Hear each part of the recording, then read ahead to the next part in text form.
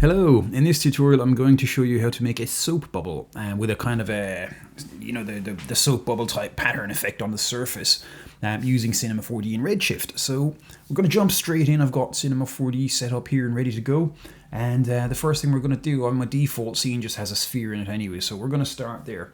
So the first thing we want to do is make our bubble. So we've got a sphere here, so we probably want to just increase the segments. And then we can either press C to make it editable and then kind of like distort it a bit with the scale tool, or we can go a little bit more complex and use a metaball. So let's just undo that, because I'm going to go with the metaball effect, because the sphere is pretty self-explanatory. And yeah, we want to go in here, get ourselves a nice metaball in one of these menus here. There we go, metaball, and we pop our sphere into our metaball. And our sphere does some weird stuff because that's the nature of the metaball. I'm just going to move the mic a bit closer to my face so that you can hear me a bit better. So now we have a sphere inside a metaball, and what the metaball does is it kind of creates this globular gloopy effect. You can use it to simulate liquid. It's a crude simulation, but it can work if you're skilled enough with the metaball itself.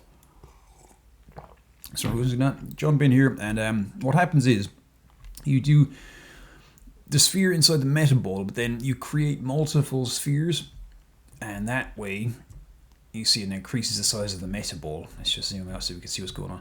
So now if you were to animate this as a glob, and we go into the metaball settings just down here, and we're going to increase the subdivision in the viewport to 5 centimeters, because we got a beefy old graphics card relatively for Apple on this computer, so there's no reason why not.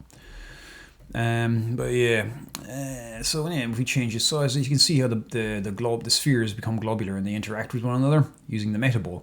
So I thought it'd be a good thing to build a bubble out of, because it makes sense, I think. So we're just going to position our metaball here, and then maybe we'll just like copy paste the sphere and just take it out and then put it somewhere else, just to kind of create a different. I'm going to lose the floor. That's not necessary. I'll keep the lighting though. I'll lose the floor in the background. I'll just keep the lighting. So here's our sphere. Make that a bit smaller. And we're going to create our bubble texture now. So a lot of tutorials with soap bubbles will have you using a thin film in the thin film settings inside Redshift itself, and that's what I'm going to use that. But what I'm also going to do is use an image I found on Shutterstock, this one, and we're going to apply that to the soap bubble surface via the color channel and transparency, and that will give us a nice kind of that kind of soap bubble effect you get. It's not always necessary. Sometimes, depending on the lighting, sometimes you can't even see it, but it just gives you the option, and I think that's important in terms of having creative control. So what we'll do is we'll create our default material, which is here, and we're firstly going to have to increase the transmission so that it becomes see-through. Any roughness, we lose the roughness because the soap bubble surface tends to be quite smooth. I'm just going to fire up a reference image, bubble, just in my other screen here. Soap bubbles, and yeah, let's get an image search going on, and we'll just take a quick look. So here we go. So here in this one, if it's going to let me zoom in, I agree to that. We can see here that the soap bubble is obviously quite, it's got that kind of swirly effect going on, but it also has a, the thin film effect. Sorry, I keep thinking the camera's over there for some reason. It's quite bright on my screen, so I do apologize if I'm talking into random space.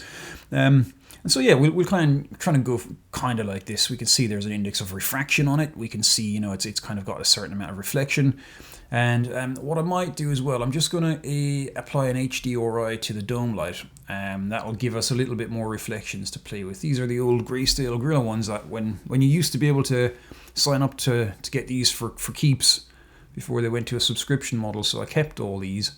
I don't know if you can even get them nowadays, but there are oh so many HDRIs out there for free if you just want to reach out and grab one somewhere from the internet.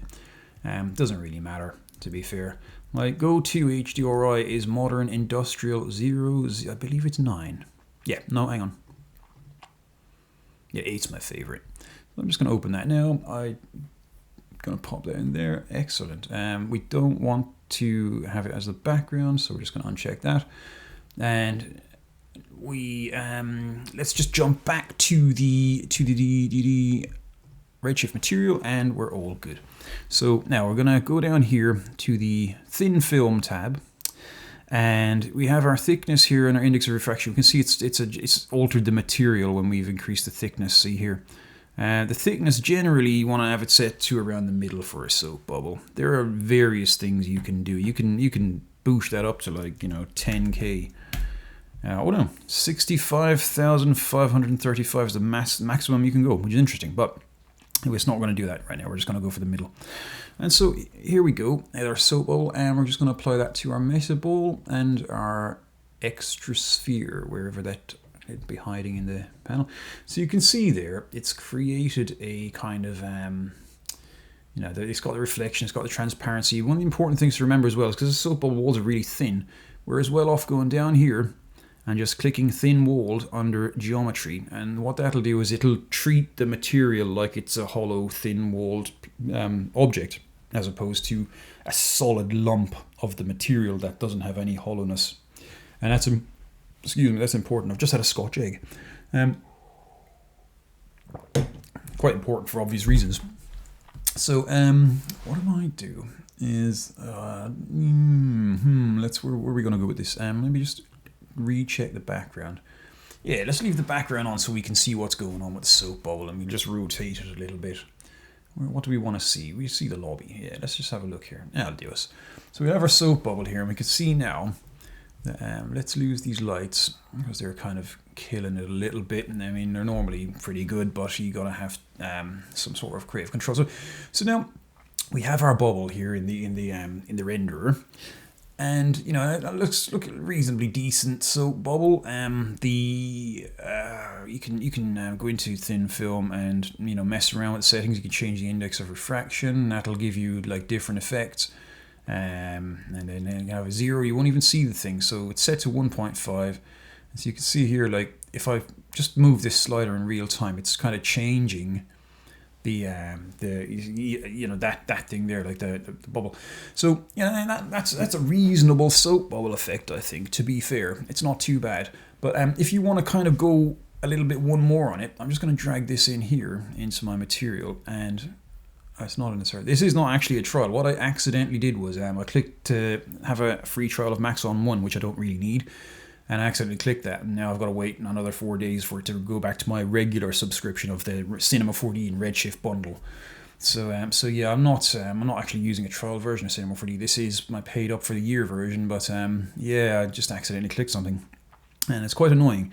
But that's Maxon for you. They can be annoying sometimes, but they're ever so good. And so we have our soap bubble here. All right, anyway, let's get going. So what I'm going to do, I'm just going to plug this into the color channel here. And what it's going to do first, it should, once I've kind of reduced the transparency, because the transparency completely overrides the color channel. And so we just reduce the transmission to like 0.95. We should be able to start seeing, yeah, you'd like that kind of, I'm going to let it render a little bit more, because we should be able to start to see now the swirly effect coming in. Let me just reduce the transparency just so that you can see it in the screen capture as opposed to what I'm looking at on my screen. And then you see there, like the bubbles now wrapped around it, so you can see the soap bubble effect. So just kind of reduce that and increase it to your taste. And as long as you can kind of maintain your reference image. And this is looking a bit better than my one, but the lighting's different, and we're not going to go into lighting it up now. I'm just showing you the technique how to do it, and you can you're all pretty good yourselves. So but this is one thing that was annoying me, because I couldn't find an actual tutorial about how to do a soap bubble that involved the swirly pattern, and a lot of them weren't very clear. So I just thought I'd make my own. So that's basically it. There's your soap bubble, and I think that's pretty much everything, really. I'm going to start rambling on if I don't end this tutorial now. So thanks for watching. I appreciate your time, and I will catch you in the next tutorial. I'm sorry I haven't really been making these, and I'm a little bit rusty now to practice because work and life just kind of get busy and stuff. So you can't always be hammering out the YouTube tutorials. But I will try and make some more in the future, and anytime I come across a problem that I personally found useful to solve, then I'll share it with you guys. I always appreciate liking and subscribe, and namaste. I'll catch you in the next one. All the best. Bye bye.